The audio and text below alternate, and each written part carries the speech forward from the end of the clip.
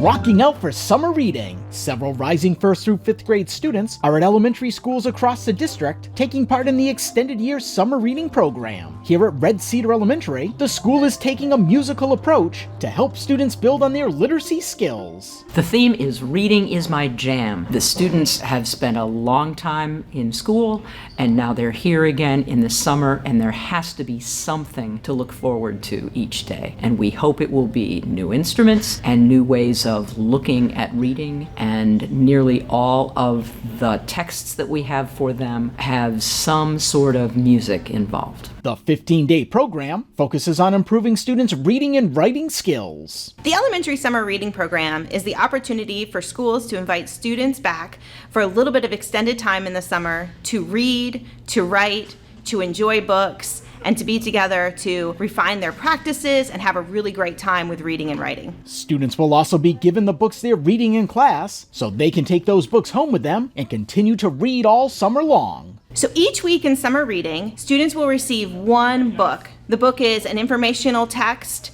It's based off of things that they would be learning in the classroom, but they're beautiful, they're well written, and so students have the opportunity to engage with it all week with their teacher, and then they get to take it home so they can continue to read it over the summer. They can read it to their friends, they can read it to siblings and their parents. So the hope is that they keep reading all summer long. More than 1,200 students from across the district are participating in the extended year summer reading program at Red Cedar Elementary School, Ron Lopes, Beaufort County School District.